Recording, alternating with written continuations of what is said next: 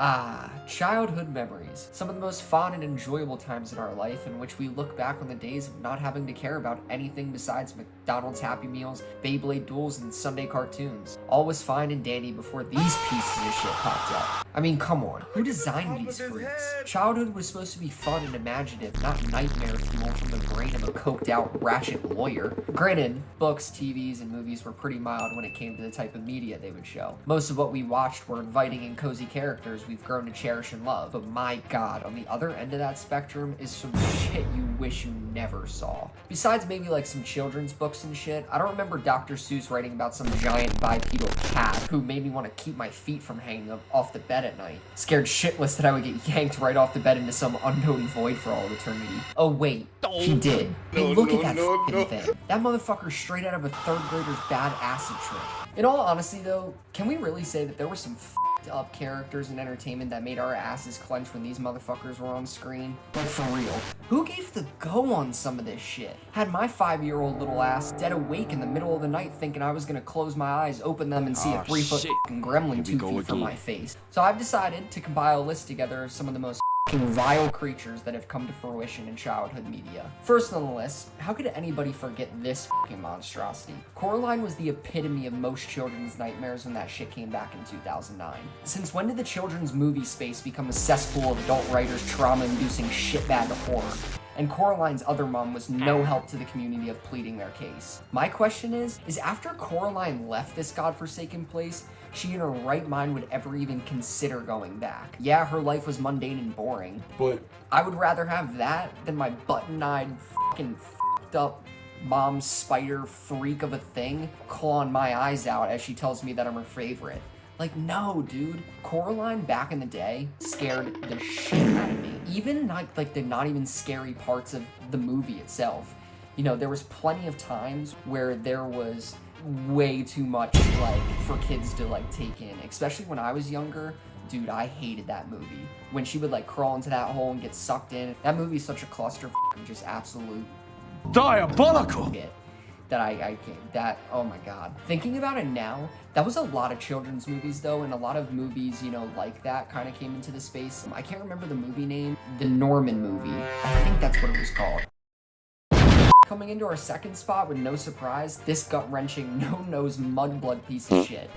Now to be fair, as I got older, the scare factor Voldemort had lessened, but for fuck's sake, when I watched The Sorcerer's Stone as a kid, and watched as he decimated that unicorn like it was Kim Kardashian's first porno, that shit really fucked me up. What was worse was later in the movie, they had the most diabolical idea to put his mauled face on the back of the most bald-headed motherfucker in the series. Fuck that dude Quill, we team Harry for life over here. In all honesty though, Voldemort really embodied everything I hated about myself. I mean, come on, fucked nose, egg-shaped head, the list goes on and on. But seriously, Voldemort was a fucking goon. And I think what was scarier about Voldemort is in most tropes, and especially in media now, that it's like, you know, the villain was a hero or, you know, was an apprentice or like a prodigy of, you know, thing they were in and then became evil.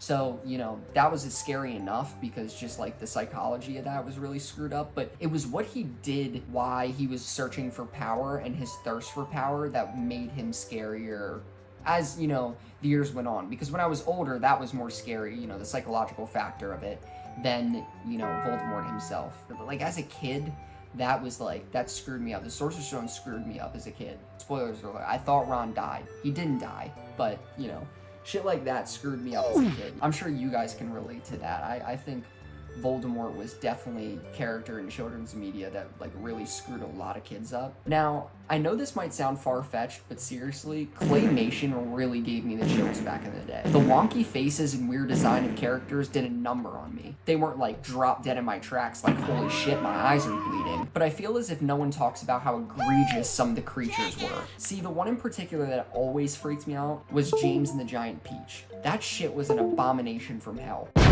All the characters in that godforsaken film were bound to give children nightmares. Honestly, this was like some Beetlejuice-esque shit in a kid's movie. The spider and all of James's freak fuck friends that, you know, crawled around in the peach with it. Oh, dude, that gave me nightmares. We always hear about our parents saying, oh, Nightmare on Elm Street or Friday the 13th scared the shit out of us when they were kids. But this, I'm telling you, that like kept me up at night thinking that, look out my window and there's just gonna be a big ass peach out there. Like, fuck that. Nah, I can't do shit like that. The claymation, and like, if you look at even older claymation such as like Wallace and Gromit, it's not necessarily creepy, but it just was very off-putting in how they animated characters. It's just a bad concoction of just shit. And I don't even know why we watched that as kids. I remember going to see the Wallace and Gromit movie in theaters, and that was such a nightmare. Not in, like I said, not in a creepy way, just very weird and off-putting. So as I was doing some digging on the internet, I actually stumbled across this website of some fucking ridiculous, absolute cretins of just shit. I'll have some pictures posted here. Look at these goddamn fucking things. Like, what the fuck were going through writers and like costume director, whatever the fuck, whoever created this shit should be put in prison. I'm so dead ass. Like, this is fucking crazy. The fact that this even came to life in this day and age is fucking absurd. I can't even believe some of the shit that they put out. Like, what the fuck? Look at that long neck fucking looking motherfucker, and dude, like, in their eyes and their teeth. Like, I don't even know how people watch this shit as kids. You know what that reminds me of? A super underrated thing that people do not talk about, and we just want to sweep it under the rug like it never fucking happened. Are we ever gonna talk about the fucking characters in Lazy Town? Huh? What the fuck was that? The mayor? Dude, the mayor? I used to think that motherfucker was gonna come in at night and fucking kidnap me. I swear to God, that thing, and he would like bounce around, like he'd be like all the characters would just bounce around like fucking buffoons. I can't even believe that would come to screen. With that, if you guys liked the video, make sure to slash that like button and comment some shit you guys would like to see in the future. And if you want to support the channel, make sure to hit that subscribe button. I really appreciate it. And yeah, I'll see you guys in the next video. Peace out, motherfuckers.